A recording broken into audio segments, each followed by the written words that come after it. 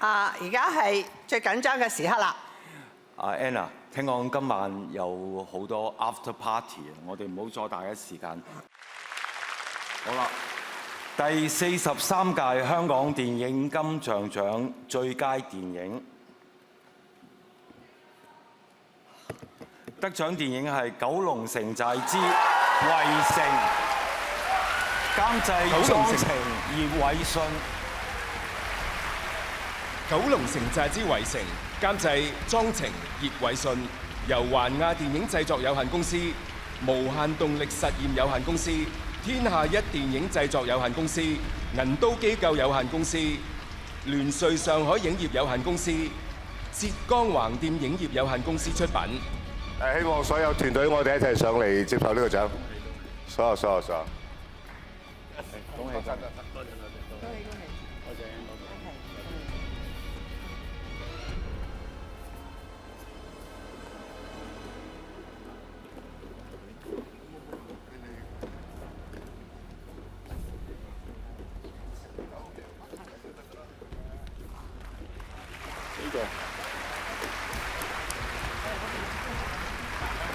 大家好，我係莊晴，我好欣賞爸爸破地獄、從今以後同埋看我今天怎麼說，佢哋係好好嘅香港電影，值得支持。九龍城寨之圍城呢係經歷咗8年，頭4年Angus 陳河超先生喺度推動。不停咁推動，後4年鄭保瑞導演喺度運作，咁攞到呢個咁好嘅成績，首先要多謝鄭保瑞導演。Angus 同埋我哋九龍城寨嘅大佬大哥大龍捲風同埋所有嘅大佬同埋佢哋嘅接班人。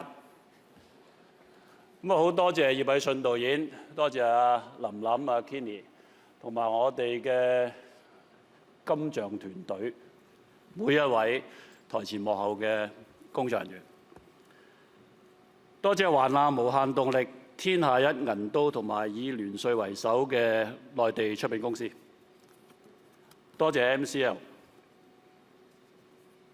最緊要係多謝支持香港電影嘅所有觀眾。而家香港電影咧正處於非常之困難嘅時期，希望各位同業，尤其是年輕一輩，唔好放棄，加倍努力，堅持下去就係勝利。香港電影加油！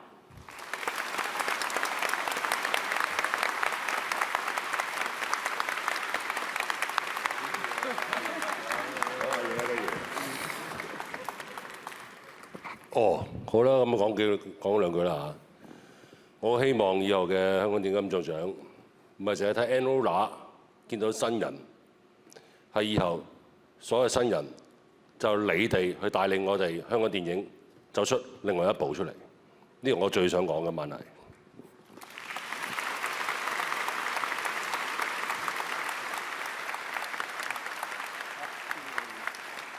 代表林老闆，代表環亞，多謝大會，同埋多謝所有投我哋一票嘅人。亦都多謝我哋好犀利嘅導演。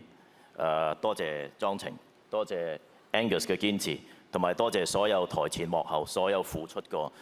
因為我哋拍嘅時候係疫情，係好唔簡單。多謝各位觀眾。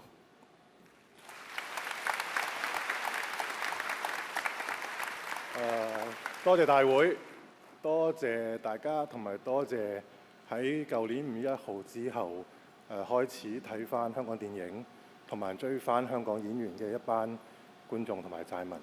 咁2016年開始做九龍城寨呢個 project， 咁經歷咗好多困難啦，融資啦，另外一睇完景一傾咗演員就封咗關，冇人入戲院啦，然後拍緊 ending 嘅時候就限聚令，上畫嘅時候又遇到市場下滑，同埋香港電影喺一啲地方已經唔係咁主流啦。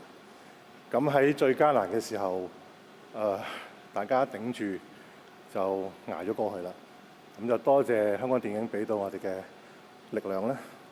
咁同埋其實可以繼續入戲院，繼續聽到廣東話係件好幸福嘅事。多謝。